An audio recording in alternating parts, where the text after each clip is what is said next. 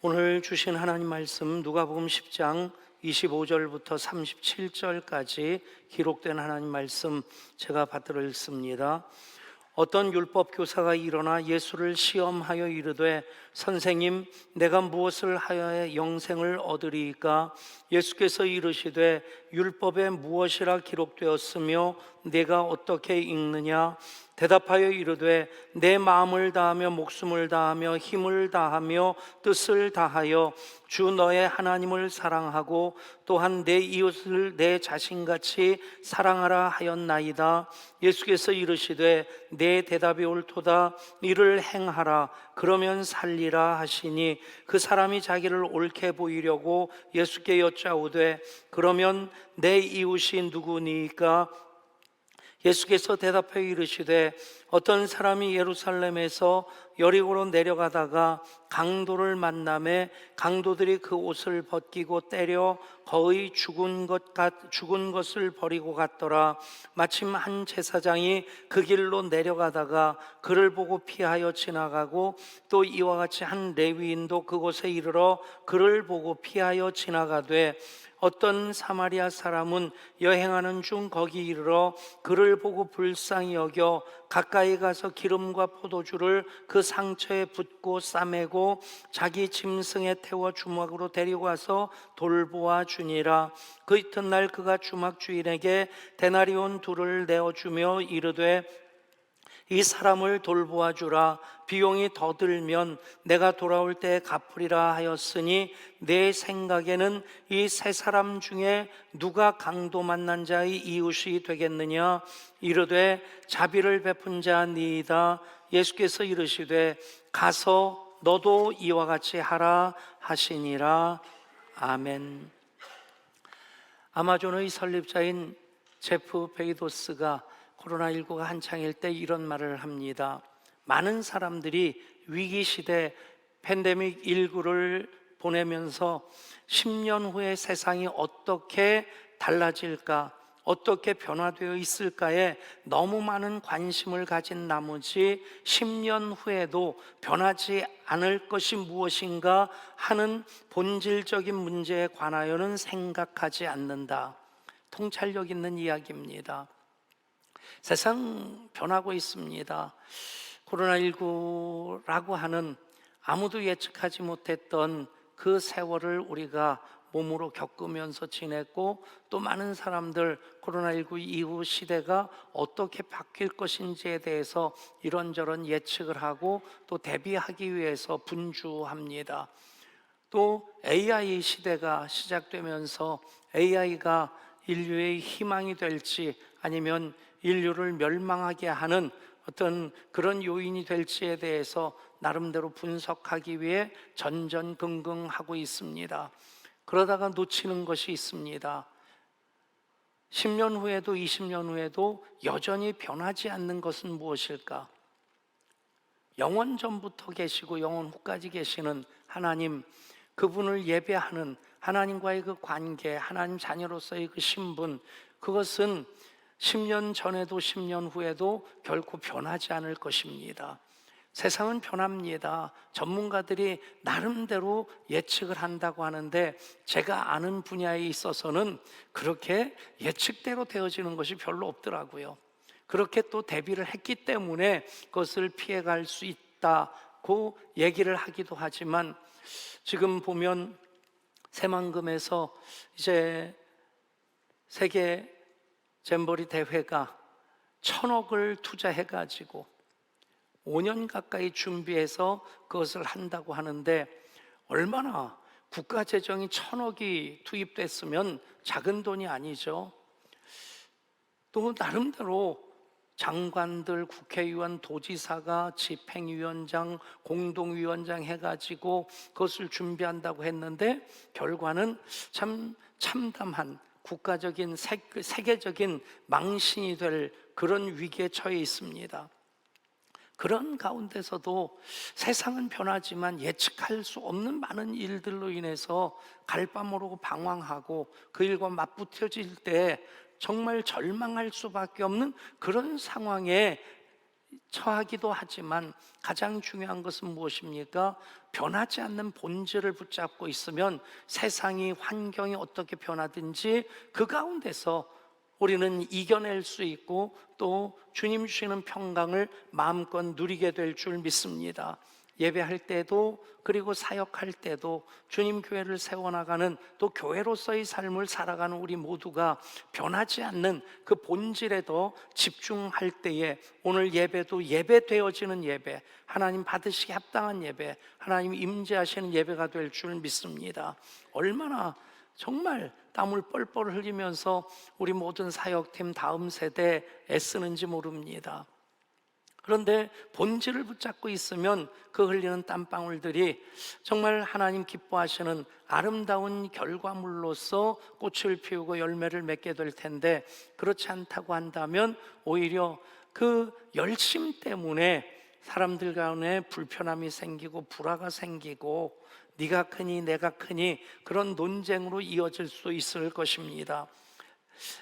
오늘 말씀 전체적인 흐름을 보면 10장이 예수님께서 70인 전도대를 파송하시는 일로부터 시작되어지죠. 그리고 70인 전도대가 와서 정말 하나님 행하신 놀라운 일들에 대해서 그들도 흥분해서 예수님께 보고를 하고 예수님께서 그 보고를 기쁘게 받으십니다. 그리고 나서 이 선한 사마리아 사람의 비유가 이어지게 됩니다.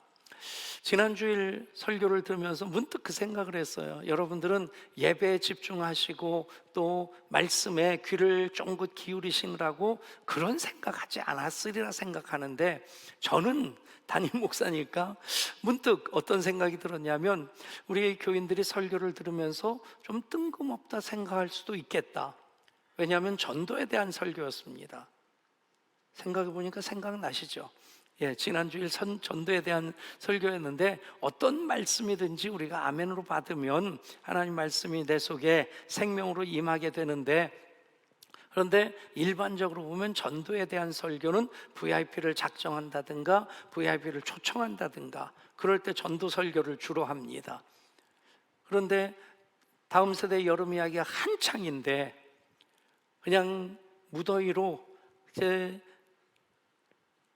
땅덩어리가 끓는 듯한 그런 느낌이 드는데, 전도 시기적으로 좀 안 맞는다 하는 생각이 들어서 우리 교인들에게 이걸 좀 제공해 드리면 좋겠다. 그래서 준비해 드린 것이 여러분 오늘 주보의 간지로 2023년 후반기 총회 공과 주제와 본문, 총회 공과 요목으로 이제 1년 동안 이 흐름으로 우리가 설교를 이제 다음 세대와 같은 본문 가지고 이어나가고 있습니다. 그렇게 보면 전도가 뜬금없이 갑자기 된 것이 아니라 전체 하나님 나라에 참여하는 나라고 하는 그 주제 속에서 말씀, 기도, 찬양, 전도, 그리고 또 8월 달은 하나님 나라에 참여하는 나라고 하는 그 흐름 속에서 이웃을 사랑하는 나, 정의를 실천하는 나, 긍휼히 여기는 나, 화평을 이루어가는 나, 그런 설교 한 편도 예배 한 번 드리는 것도 하나의 완성된 작품이지만,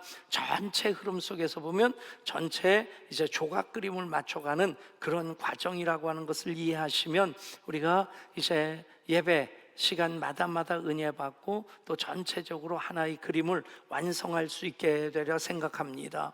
그러면서 또 전도와 오늘 사랑이 어떻게 연결되어지느냐, 오늘 말씀도 지금 바로 전에 말씀드린 것처럼 누가복음 10장도 70인 전도대를 파송하는 그 이야기로부터 시작해서 선한 사마리아 사람으로 이어지게 됩니다. 선한 사마리아 사람의 비유를 읽어보면 저는 이 속에 고린도전서 13장이 담겨져 있다고 생각합니다. 고린도전서 13장 사랑장이죠. 내가 사람의 방언과 천사의 말을 할지라도 사랑이 없으면 소리나는 구리와 울리는 괭가리가 되고, 내가 예언하는 능력이 있어 모든 비밀과 모든 지식을 알고 또 산을 옮길 만한 모든 믿음이 있을지라도 사랑이 없으면 내가 아무것도 아니요 내가 내게 있는 모든 것으로 구제하고 또 내 몸을 불사르게 내어줄지라도 사랑이 없으면 내게 아무 유익이 없느니라. 아멘. 그렇습니다. 사랑이 없으면 방금 전에 전도대가 나가서 전도할 때 우리 주님께서 뱀과 정갈을 밟는 권세를 내가 너희에게 주었다 말씀하시고, 너희가 전도할 때 복음을 전할 때에 사탄이 번개같이 떨어지는 것을 내가 보았다 그러시면서 칭찬해 주셨습니다. 그런데 그 말씀과 이어서 생각해 보면, 전도에서 그렇게 엄청난 능력을 행하고 많은 영혼들을 구원하는 그 일을 이루었다 할지라도 사랑이 없으면 아무것도 아니란 얘기입니다. 우리 교회가 작은 교회가 아닙니다. 예배당도 작은 예배당이 아닙니다. 한수, 이북, 저쪽 일산하고 파주 쪽은 빼고 의정부, 양조, 동두천, 연천까지 이렇게 정북방향으로 쭉 보면 우리 교회가 사이즈가 두 번째 큰 교회예요.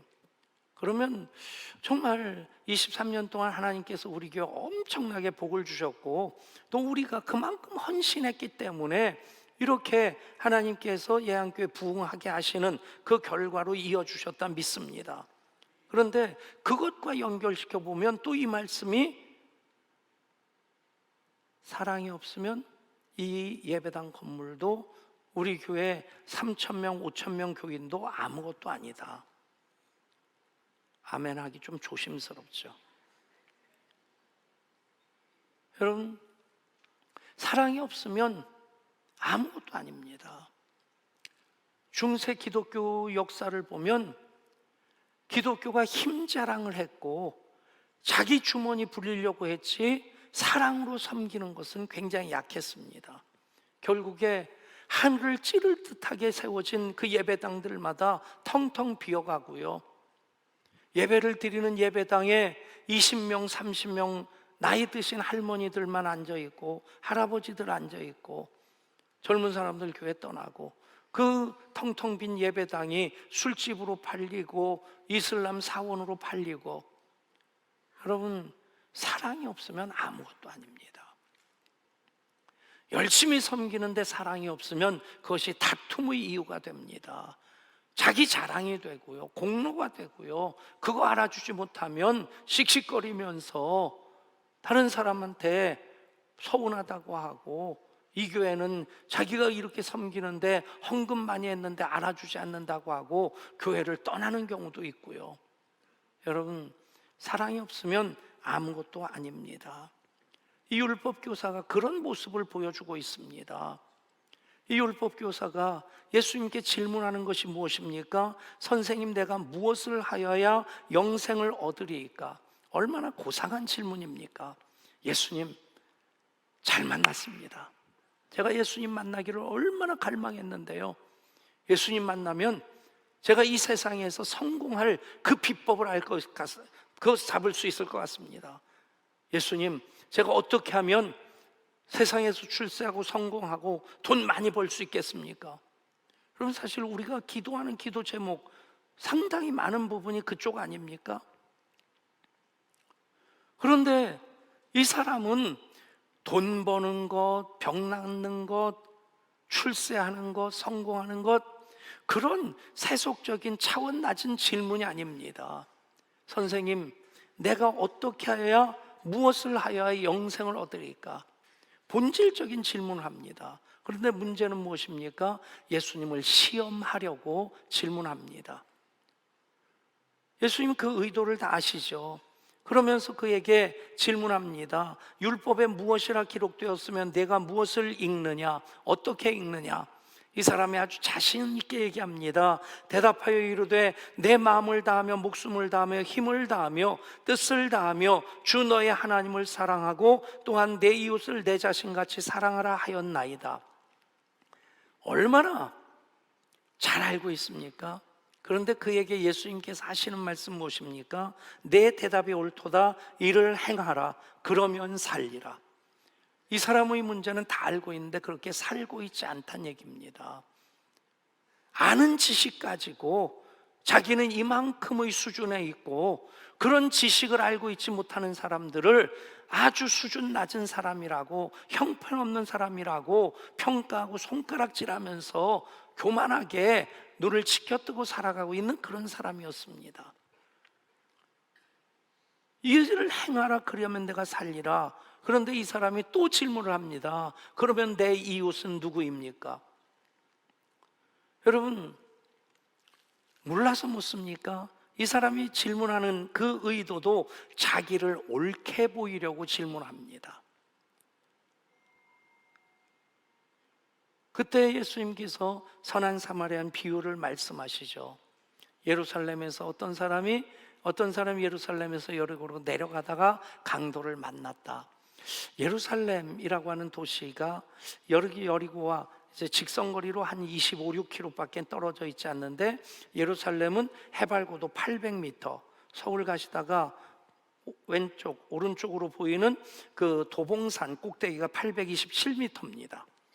그러니까 예루살렘이 그만큼 높은 곳에 있는 도시다 생각하시면 돼요. 평창이 자랑하는 것이 햇빛 700을 얘기를 하는데 그 평균 고도가 700m. 우리는 그래도 양주는 아직 열대야가 없었어요. 잘 모르세요? 서울은 한밤중에도 28도 열대야가 지금 계속되고 있는데, 뭐 이런 얘기하면 서울 사람들은 또 마음도 안 좋을지 모르겠고, 그런데 대관령 올라가서 자면요, 새벽에는 추워서 이불을 덮어야 되고 옷을 껴입어야 된답니다.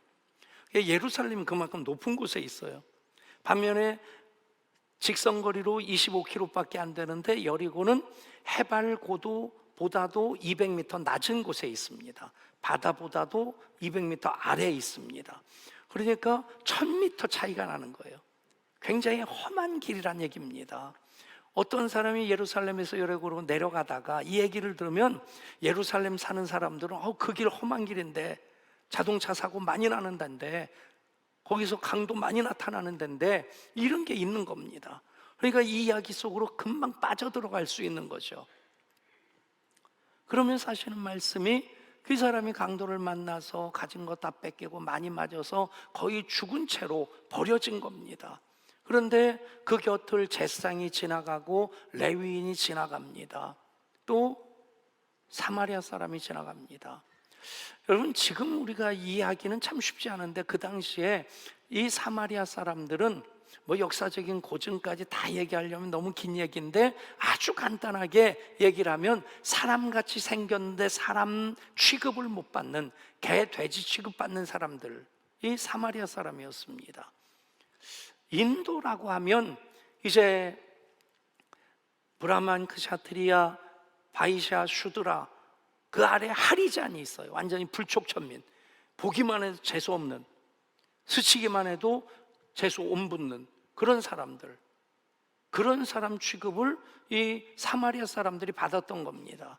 그러니까 우리나라에서는 사실 조선시대 농노, 노비 그래도 그렇게 그 함부로 대접을 못 받았고요. 예를 들면 세종대왕 당시에 장영실이라는 유명한 과학자 있지 않습니까?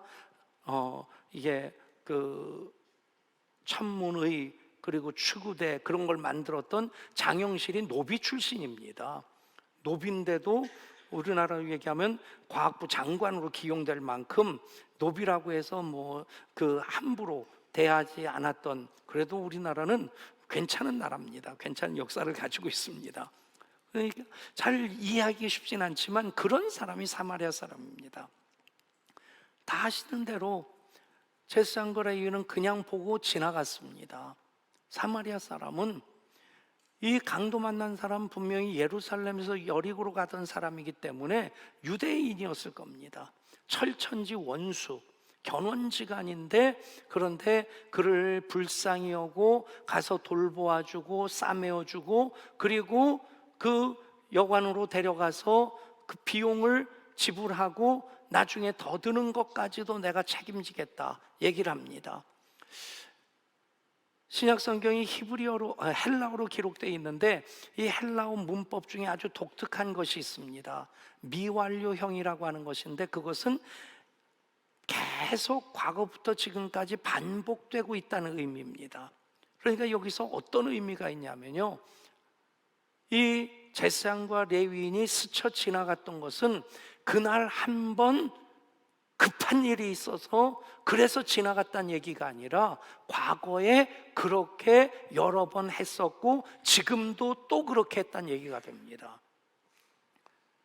그리고 선한 사마리 사람이 불쌍히 여기고 돌보아주고 싸매주고 또 여관으로 데려가서 치료비를 부담했던 것은 그날 한 번만 그 일을 했던 것이 아니라 과거에 그 일을 했었고 지금도 또 그 일을 했다는 얘기입니다. 여러분, 변명하려고 한다면 분명히 변명거리는 있습니다. 핑계거리는 있습니다. 문제는 변명하고 핑계 대다 보면 자신이 참 초라해지죠. 제사장도 레위인도 무엇 때문에 바빴겠습니까? 고스톱 치려고 갔겠어요? 휴가 가려고 바빴겠습니까? 성전에서 예배 드리는 그 일을 위해서, 예배를 준비하는 그 일을 위해 제사장이기에 레위인이기에 바빴을 겁니다. 예를 들면 저도 우밀인에서 여기 올라오는 시간 얼마 되진 않지만 예배 시간에 맞춰서 올라오고 있는데 갑자기 길을 건너던 사람 차에 치였고 나도 뒹굴었는데 죽었는지 살았는지 모르겠고 피를 철철 흘리고 있는데, 물론 119에 신고하고 그리고 교회에 올 수 있겠죠. 근데 그 사람 상황이 지금 당장 돌봐주지 않으면 어떻게 큰일이 나겠다, 큰 길에 넘어져 있는데 이 앞이야 차가 쌩쌩 지나가진 않지만 그래도 또 사고가 나더라고요. 그 사람이 쓰러져 있는데 달려던 차가 그 사람을 못 보고 또 치면 어떻게 할까? 그래서 내려서 그를 돌봐준다고 한다면, 여러분, 제가 지금 예배 드리기 위해서 또 설교하기 위해서 가야 되는 길인데 제사장도 레위인도 그런 나름대로의 분명한 이유는 있었을 겁니다. 그런데 문제는 이 한 번이 아니라 이전에도 그래 왔다는 겁니다. 그게 문제입니다. 선한 사마리아 사람이 어쩌다가 우연히 한 번 좋은 일을 한 것이 아니라 그는 그런 일을 계속 해왔다는 겁니다. 이것이 우리말로는 번역되기 어려운 헬라어 속에만 담겨져 있는 감춰져 있는 메시지입니다.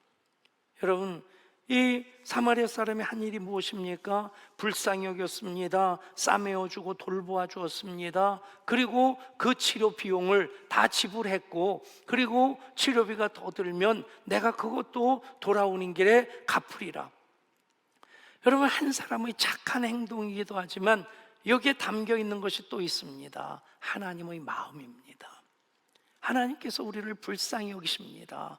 그래서 여기서 불쌍히 여겨라는 그 단어가 스크랑크니 조마이라는 말인데 신약 성경에 12번 정도 나오는데 하나님이 우리를 긍휼히 여기신다, 예수님이 우리를 긍휼히 여기셨다 할 때 쓰는 말이 이 불쌍히 여겨, 스크랑크니 조마이라는 말입니다. 여러분, 불쌍히 여기는 것도, 가서 돌보아주고 싸매어주는 것도, 그리고 그 일을 위해서 데나리온 둘, 요즘 이틀 인건비 그러면 엄청난 돈 같진 않지만 돈의 가치가 그때는 지금보다 훨씬 더 클 때입니다. 어찌됐든 그것을 기꺼이 지불하는 것 보면 하나님 세상을 이처럼 사랑하사 독생자를 주십니다. 하나님 세상을 이처럼 사랑하셔서 이렇게 아름답게 지으시고 그를 믿는 자마다 멸망하지 않고 영생을 얻게 하셨습니다. 하나님 우리를 구원하시기 위해서, 하나님 우리를 자녀 삼으시기 위해서 지불하신 비용이 천억, 몇 조, 여러분 상상할 수 없는 그 엄청난 비용을 지불하시고, 이 우주 만물을 만드신 것만 그렇습니까? 독생자를 내어주실 때 하나님은 하나님의 모든 것을 다 내어주시면서 우리를 값주고 사신 것입니다. 아멘. 그러니까 이 선한 사마리아 사람 속에는 하나님 마음이 있는 겁니다. 이 사람은 한 번 이런 일을 우연히 행한 것이 아니라 계속해서 그렇게 살아온 사람입니다. 그 말씀을 하시면서 예수님께서 그 율법학자에게 그리고 둘러선 모든 사람들에게 가서 너도 이와 같이 하라 말씀하십니다. 우리가 예배를 드릴 때 은혜를 받습니다. 그런데 진정한 예배는 예배 끝나고 우리가 예배당 문을 열고 나가면서 예배가 또 시작되는 겁니다. 받은 은혜로, 우리가 은혜로 채웠다면, 말씀을 붙잡았다면 그 은혜를 흘려보내야 되고, 또 말씀으로 살아가야 되는 것이 또 우리가 이어 살아가야 될 삶으로서의 예배, 거룩한 산제사로서의 예배가 되는 것입니다. 가서 너도 이와 같이 하라. 아는 것으로 만족하지 말고, 거기에 머물러 있지 말고 그 말씀으로 살아가라는 겁니다. 은혜 받은 대로 살아가라. 여러분, 영생에 대한 답은 우리가 다 얻었습니다. 선한 선생이며 우리가 무엇을 하여야 영생을 얻으리이까? 우리가 예수 그리스도를 믿으면 누구든지 주의 이름을 부르는 자는 구원을 얻으리라. 아멘. 돈으로도 힘으로도 능력으로도 안 되는데 믿음으로 구원 받았습니다. 영생을 이미 소유하고 있고 영생의 길을 걸어가고 있는 우리들에게 주님 말씀하십니다. 가서 너도 이와 같이 하라. 요즘 마을마다 더위 쉼터가 있어가지고, 더위 피난처가 있어서 경로당 같은데 이제 어르신들이 모여가지고 경로당 가는데 좀 이렇게 편하지 않은 분들은 또 그 전철 타고 왔다 갔다 하시면서 더위를 피하기도 하시는데, 경로당에서 어른들이 많이 하시는 게 요즘은 잘 모르겠어요. 옛날 경로당 풍경 보면 화투 가지고 그날 점치는, 그걸 많이 하지 않습니까? 서양 사람들은 기독교 문화권이라서 성경 가지고 또 점을 친답니다. 하루 시작할 때 성경을 딱 덮었다가 딱 펼치면서 딱 짚고 그 말씀이 오늘 나에게 주시는 말씀으로 받으면 좋겠는데 운세 점치는 것처럼, 어떤 사람이 성경을 딱 펼쳤고 눈 딱 짚고 눈을 딱 떠서 보니까 가론유다가 목매다 죽은 장면 말씀이 딱 찍혔더랍니다. 아, 이건 나가리다. 그리고는 다시 이제 덮고 다시 펼치고 딱 찍었는데 오늘 말씀이 나온 겁니다. 가서 너도 이와 같이 하라. 뭐를 해도 삼세판이지. 그리고 다시 딱 덮고는 다시 딱 짚었는데 그 가룟 유다에게 예수님이 하신 말씀, 가서 예수께서 유다에게 이르시되 내가 하는 일을 속히 하라. 여러분, 우스갯소리처럼 우리가 들을 수도 있지만 이렇게 살아야 되는 겁니다. 말씀을 받았다면 말씀이 머리에 머물러 있어서 지식으로만 그렇게 머리에 머물러 있어서 안 되고, 어떤 분은 예담동산 하면서 그 얘기를 하더라고요. 머리에 있던 예수님이, 하나님이 이 가슴으로 내려오는데 30년 걸렸대요. 예담동산 하기 전까지는 머리로만, 지식으로만 신앙생활을 했는데 가슴으로 감격스러운 그 경험을 예담동산을 통해서 하면서 이 목구멍 하나 타고 내려오는데 30년 걸렸다. 여러분, 말씀이 머리에서 가슴으로 내려와야 됩니다. 감격스러워야 되고 울컥해야 되고요, 마음껏 기뻐할 수 있어야 되고요. 그런데 그 말씀으로 살아가는 삶을 성경은 하나님 기뻐 받으시는 거룩한 산제사라고 말씀합니다. 그 말씀으로 살아가야 됩니다. 가서 너도 이와 같이 하라. 내가 하는 일을 속히 하라. 여러분, 그것까지 연결되지 않으면 우리 신앙은 굉장히 이기적이 됩니다. 모든 신앙의 목적이 내가 되면 하나님 사랑과 이웃 사랑, 기독교 신앙의 엑기스입니다. 그게 십자가입니다. 하나님 사랑으로 하나님 만났으면 이제 그것을 내 이웃을 내 자신과 같이 사랑하라 하시는 말씀으로 풀어내야만 합니다. 가서 너도 이와 같이 하라. 우리 교회가 교회 안에서 정말 얼마나 다음 세대든 목장이든 사역이든 우리 교회만한 교회가 없을 정도로 참 잘합니다. 그러니까 이것이 넘쳐 흘러가서 이제 중보기도도 되고 OK 사역도 되고 전도와 선교 사역을 통해 지역사회 또 나라와 민족을 섬기는 것까지도 흘러가야 되는데, 사실 우리 교회 안에 쏟는 에너지만큼 밖으로도 쏟아야지 이게 정상이란 얘기입니다. 하나님 사랑과 이웃 사랑이 균형을 맞춰야 됩니다. 여러분, 개인에게 한번 질문해 보십시오. 나는 얼마나 하나님 사랑으로 이웃을 사랑하며 살고 있는지. 강도 만난 사람 여전히 우리 주위에 있습니다. 하나님께서 생각나게 하시고 보게 하시는 그 사람, 하나님께서 나로 하여금 그 사람에게 하나님의 그 사랑을 전해주도록 그것을 생각나게 하시고 또 보게 하신다 믿으시기를 바랍니다. 맥도날드 목사님의 책에 그런 이야기가 나옵니다. 빌라스라고 하는 한 수도사, 인도의 시골길을 자전거를 타고 가고 있었는데 갑자기 모든 주위의 시간이, 모든 것이 다 멈춘 듯한 정적을 문득 느끼게 되는 겁니다.